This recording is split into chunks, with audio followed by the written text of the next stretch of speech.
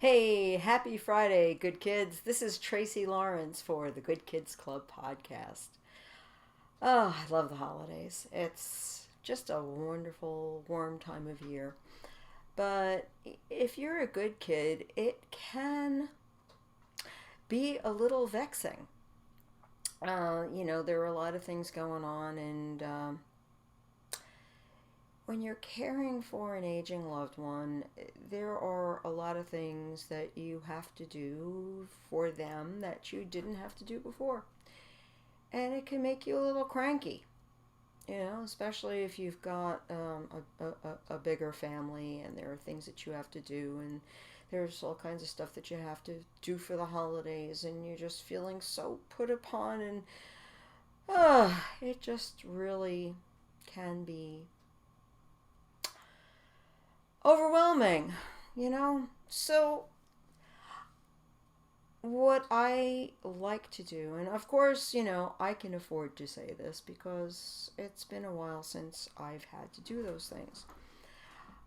But I also want you to know that there are ways that you can look at your situation. Oh, let me just turn that nasty thing off so that we don't have to hear dings while I'm trying to take care of business here. So, um, there are ways that you can look at your situation that will make you feel a little more grateful for what you do have rather than sad or resentful about what you no longer have. And that tends to be freedom, right? It's the freedom to be your own person, to be your own agent, to do things your own way, to make meals that you like for you, the way you like them, rather than having to always accommodate this other person, rather than having to think about making a low sodium meal for somebody because they've got high blood pressure and you don't. Um, Having to purchase diabetic friendly foods because the person you care for is diabetic and you're not. Things like that. They just, after a while, those things kind of start to add up. And they can impact an otherwise sunny disposition, shall we say. So, today I thought I would share a chapter from Dementia Sucks, which I like to read now and then because it reminds me of a time in my life when when I was caring for my mom, and I had a little bit of perspective on how to look at things in a more productive way. And you know, gratitude is so important. Every one of us who's alive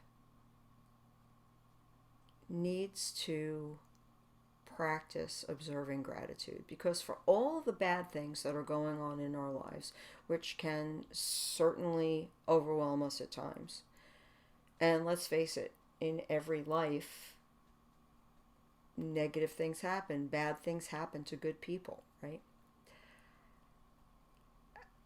There are also a lot of good things happening at the same time, and sometimes it's difficult for us to see those good things, to experience the gratitude, because we're so focused on what's irritating us, bothering us, keeping us from doing things we would rather be doing. And so today's selection for my good kids is chapter 62, and it's called So Gifted. And I wrote this on December 6th, 2014. Growing up, I was often disappointed by my parents' lack of attention to my needs. We were not at all wealthy, and my folks had other things on their minds. The baby doll I had to have. The cool watch I really wanted for my birthday. A bike that could be adjusted for my short little legs. These material gifts occasionally appeared, but usually long after the initial urgency had abated. Right? When you're a child, or even today in today's world, we have come to want things right away. Right? We don't like to delay gratification. The internet has made us children who want instant gratification, and that's just not the way we're built.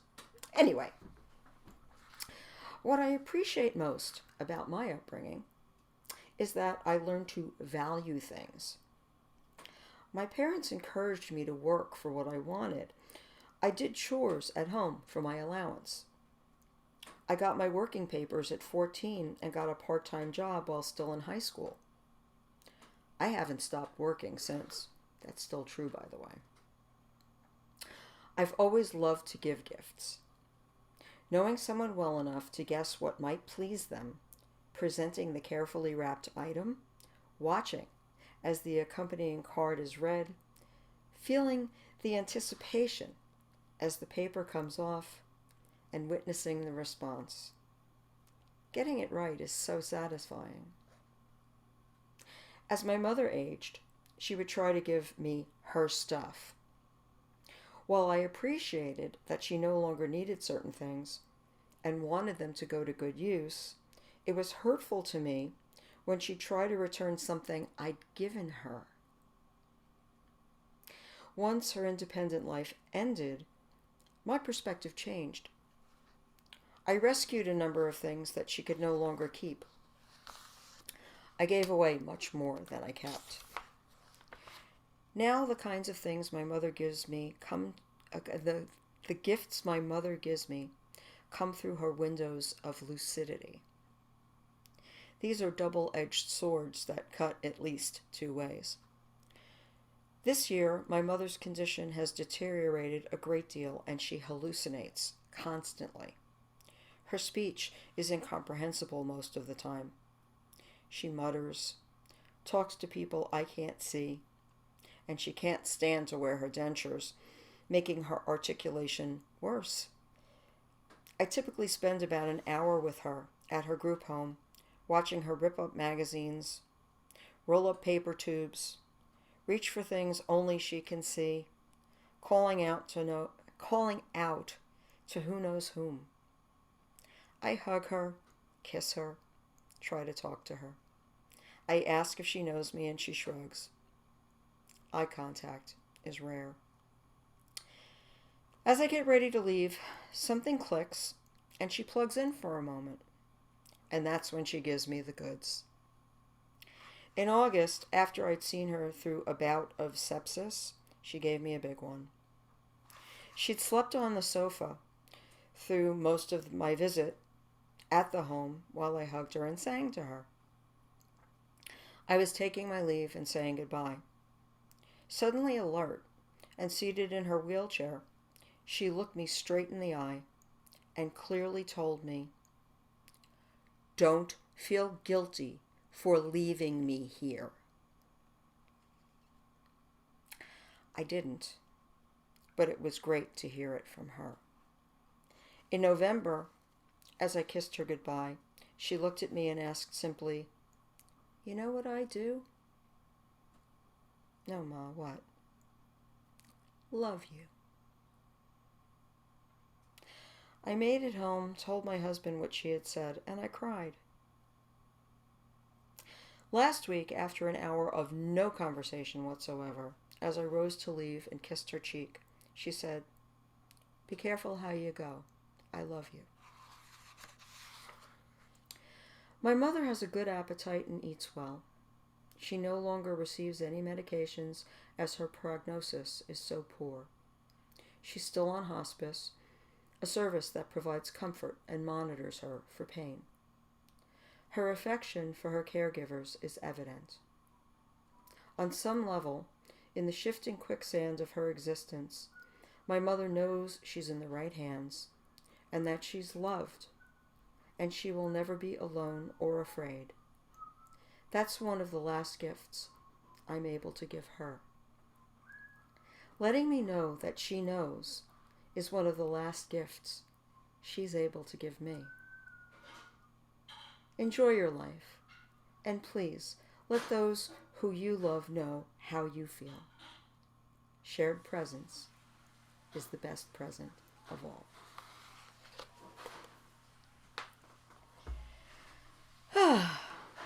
That kind of makes me feel a little verklempt, I gotta say, reliving those instances with my mom. It's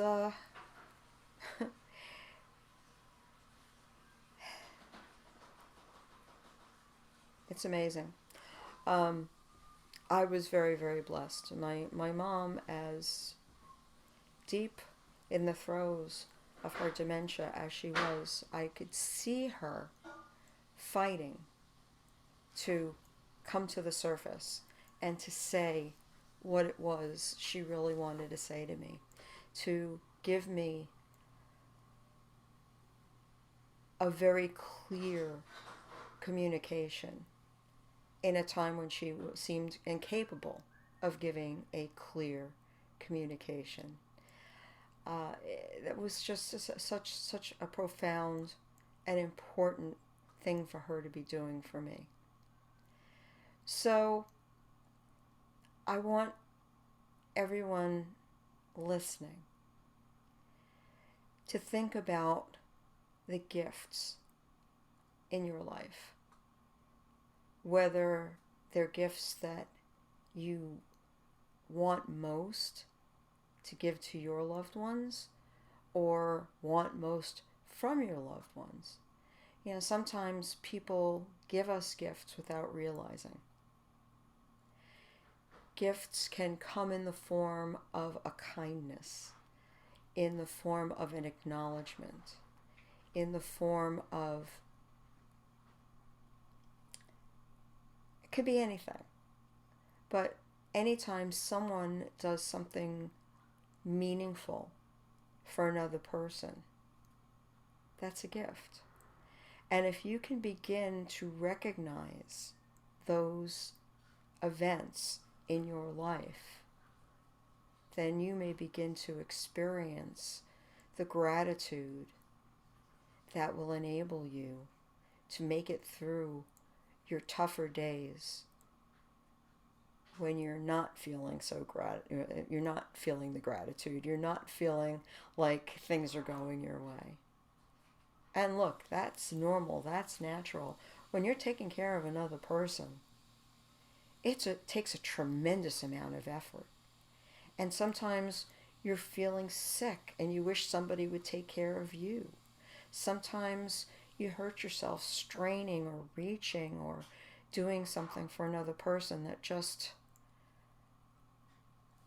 has a negative impact on your physicality.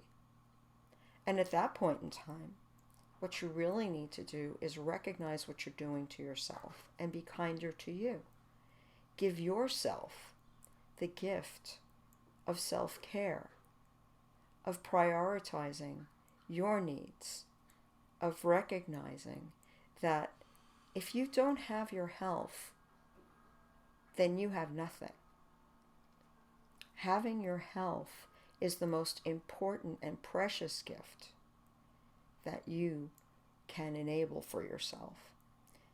So I strongly advocate, particularly for the good kids, that you take time out of your day to take the best possible care of yourself.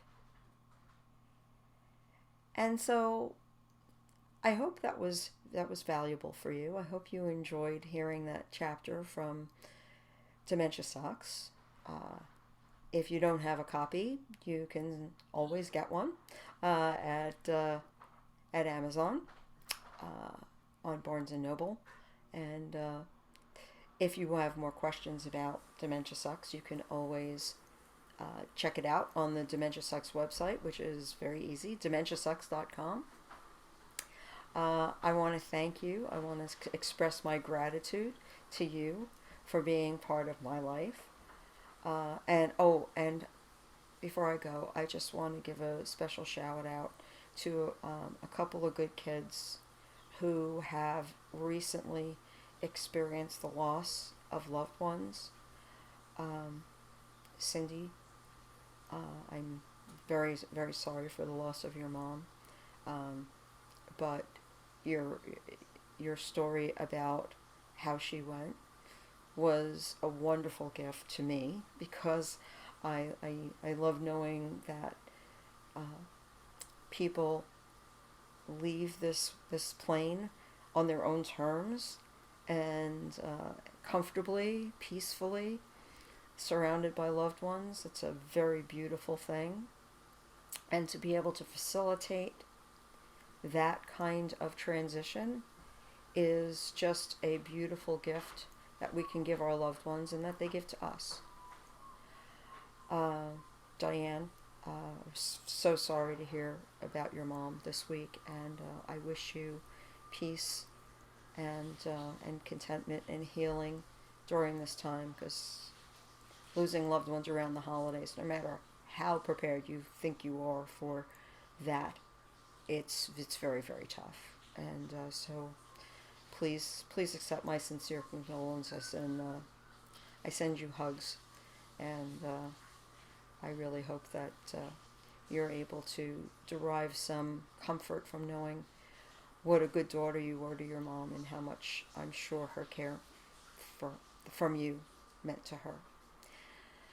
So, good kids, that's about it for today's program. I hope that this was valuable for you, and I wish you all joy and the ability to find the time for yourself and find gratitude, because it's there for you. All right? Thank you so much for being part of my life, and I will see you next week on the next Good Kids Club podcast. Take care.